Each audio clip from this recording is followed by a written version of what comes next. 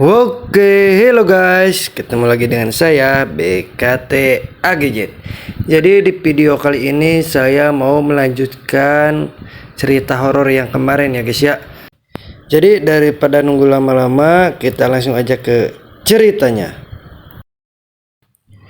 Setelah kejadian di mana Rika didatangi sama nenek-nenek di kamar itu, dan Yuda negur Rika biar gabung sama yang lain. Tiba-tiba Rika kebelet kencing. Ini bikin Rika dilema.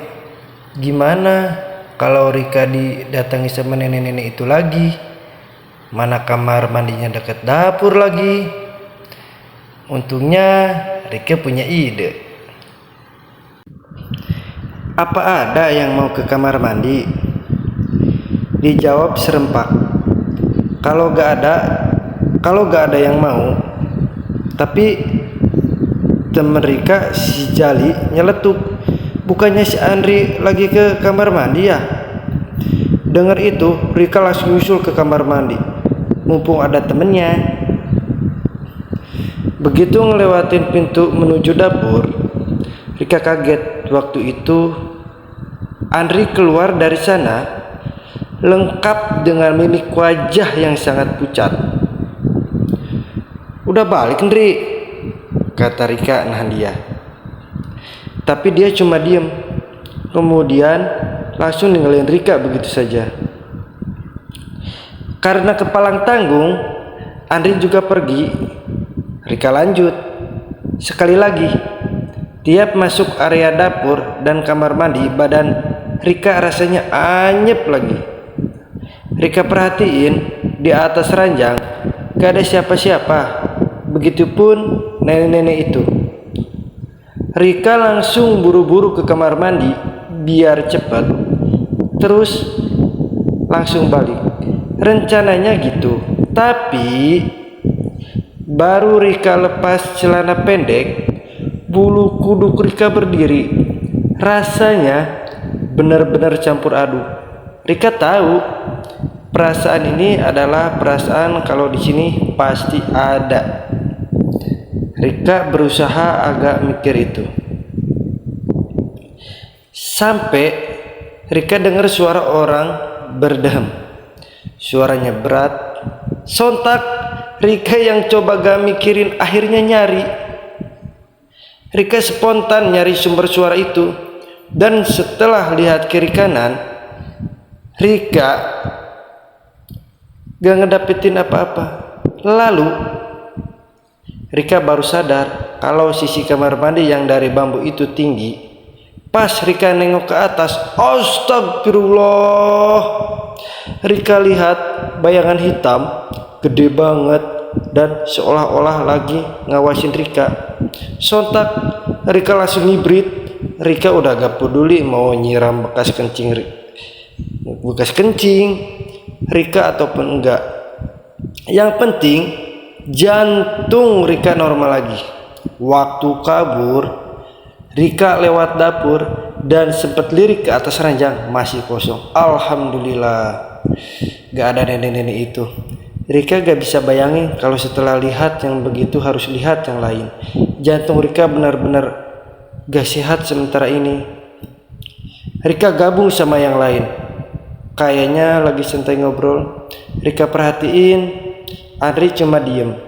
Rika juga gak mau bahas ini karena apapun yang bikin Andri pucat, kayaknya Rika udah tahu jawabannya. Kami ngobrol sampai jam setengah 12. Berhubung udah larut, kita sepakat untuk tidur. Tidurnya sendiri gak di kamar, tapi di ruang tengah. Jadi kita pakai alas yang besar biar kita berenam cukup buat tidur. Sialnya Rika dapat di ujung tempat yang paling dekat dengan jalur menuju dapur. Tik tok, tik tok. Rika cuma lihat ke langit-langit. Sementara satu persatu teman Rika pada tumbang. Rika gak lihat Andri karena dia di tengah. Sekitaran jam setengah 1, Rika masih terjaga. Rika berusaha merem tapi sekuat Rika berusaha buat tidur, Rika malah terjaga. Suasana sepi dengan kondisi lampu mati bikin Rika gak tenang.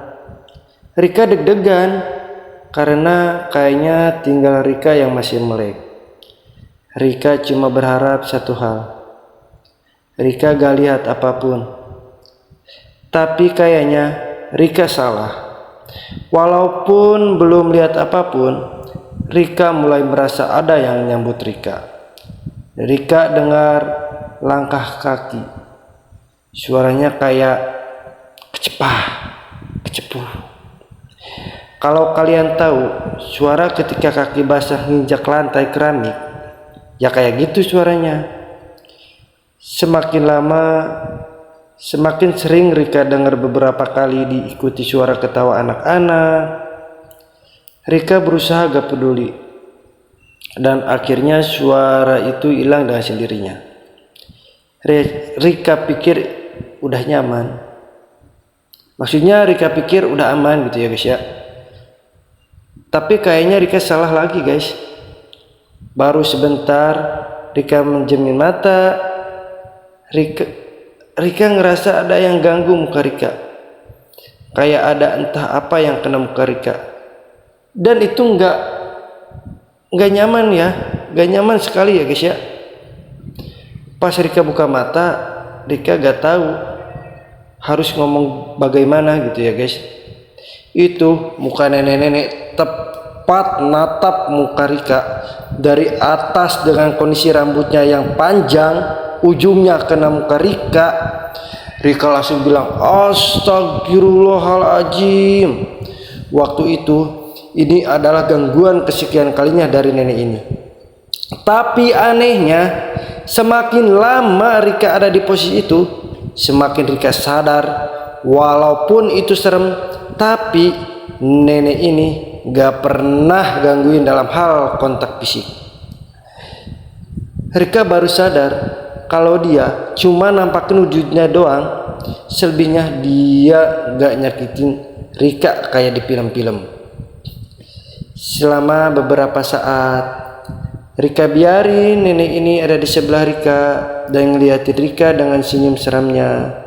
Kemudian terdengar suara pintu digedor-gedor. Serius, cara gedor pintunya itu kayak gak digedor oleh orang. Gak ada orang yang bisa gedor pintu dengan suara yang seharusnya bisa bangunin 2-3 rumah tetangga. Tapi anehnya cuma Rika yang dengar. Karena gak ada satupun teman Rika yang bangun waktu suara itu terdengar jelas. Itu adalah kali pertama Rika langsung berdiri waktu dengar. Suaranya berasal dari halaman belakang yang setahu Rika pintunya dikunci dan diganjal lemari. Sontak Rika bangun penasaran. Hal mendasar yang manusiawi ketika mendengar sesuatu yang gak lazim, Rika bersiap pergi buat lihat. Tapi sesuatu yang ngeganjal kaki Rika, dan ketika Rika lihat nenek serem yang dari tadi cuma merhatiin Rika nahan kaki Rika, Rika kaget dong. Nah, ini adalah pertama kalinya Rika kontak fisik sama makhluk tak kasat mata. Rasanya anyep. Rika lihat wajahnya kayak nolak. Rika buat pergi lihat pintu itu. Oh jadi sontak si nenek itu nggak ngizinin si Rika untuk pergi ke pintu tersebut ya guys ya. Dan emang waktu dengar pintu digedor itu ada perasaan kuat buat Rika untuk buka pintu itu. Rika nggak tahu apa yang terjadi, kayak semacam ada dorongan.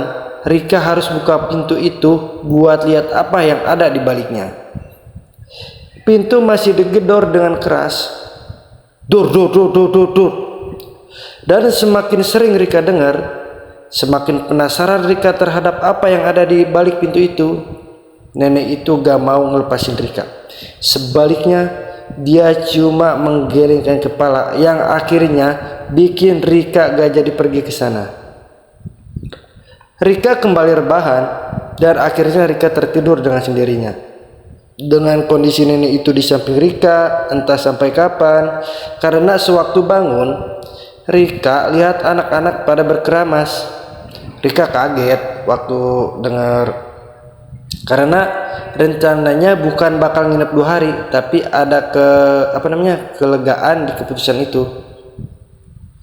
Nah, mereka cuma berargumen kalau hari ini keluarga Yuda yang di luar kota bakal pakai rumah ini sementara, jadi kita harus balik. Nah, Rika tahu pasti itu bohong, tapi Rika iyain aja ya guys ya. Kita berkeramas kemudian meluncur pulang. Rika perhatiin sekali lagi rumah itu dari depan, dan Rika masih yakin rumah ini benar-benar kelihatan normal. Tapi setelah kejadian semalam, Rika gak yakin bakal mau balik ke rumah ini lagi. Sesampainya di rumah, hal yang pertama Rika pengen lakuin adalah mandi dan tidur. Tapi semua anak-anak malah narik Rika ke rumah Yuda. Rika bingung dong. Semuanya nahan ketawa kecuali Rika dan Andri. Rika yakin pasti ada hubungannya sama rumah itu, pikir Rika. Satu hal yang pertama kali keluar adalah pertanyaan, "Lu lihat apaan di rumah semalam?" Rika kaget dong dengan pertanyaan itu. Maksud lu pada, lu tahu kalau rumah itu angker? Rika sedikit emosi. Mereka kompak ketawa termasuk Yuda. Enggak angker, cuma ada penghuninya aja kok. Rika cuma senyum kecut dengarnya. Apa bedanya Bambang? Rika ceritain semua yang Rika alamin di mereka cuma manggut-manggut. Nah, manggut. Nah, dan disitulah Rika baru sadar. Sedari tadi Ibu Yuda curi dengar cerita Rika. Akhirnya beliau mengatakan, "Jadi kamu diikutin sama nenek tua itu ya?" Katanya.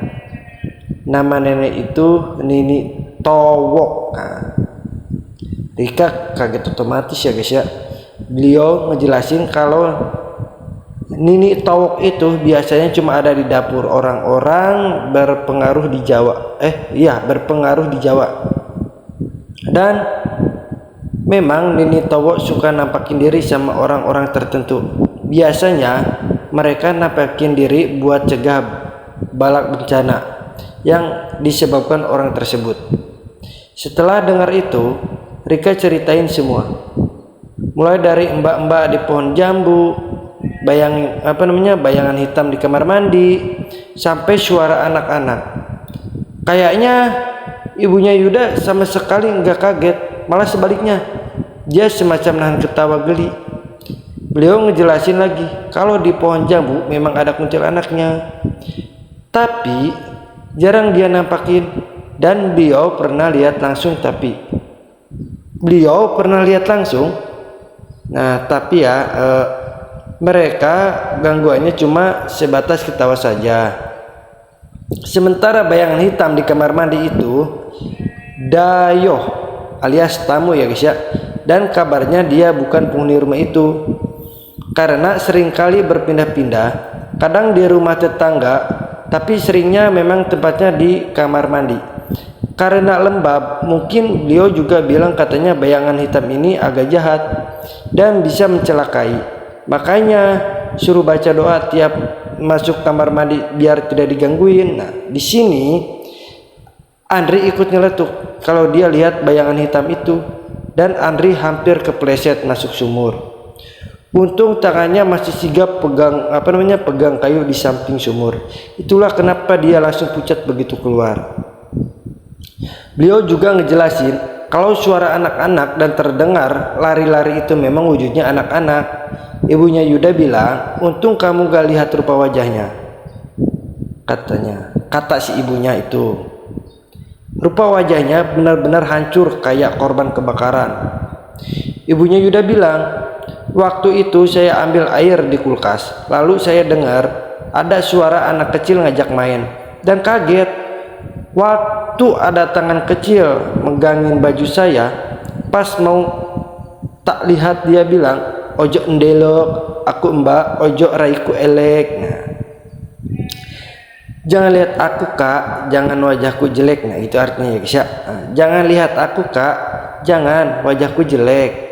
Nah, intinya ibunya Yuda cuma berpesan, memang kalau baru pertama kali ke sana biasanya gangguannya memang banyak. Itu cara mereka menyapa tamu yang baru hadir. Intinya kalian datang dengan maksud baik, ya disambut baik, ya disambut baik juga, terlepas nyambutnya begitu. Karena pernah ada yang mau niat buruk, disambut buruk juga oleh rumah itu, mulai sial terus menerus kalau belum minta maaf sama yang punya rumah. Intinya rumah itu dulu milik kakeknya Yuda dan memang sengaja dipasangi semacam dikasih penghuni ya guys ya, seperti itu. Gunanya tentu saja untuk jaga rumah, karena hal seperti itu sudah biasa di zaman dulu untuk orang yang berada.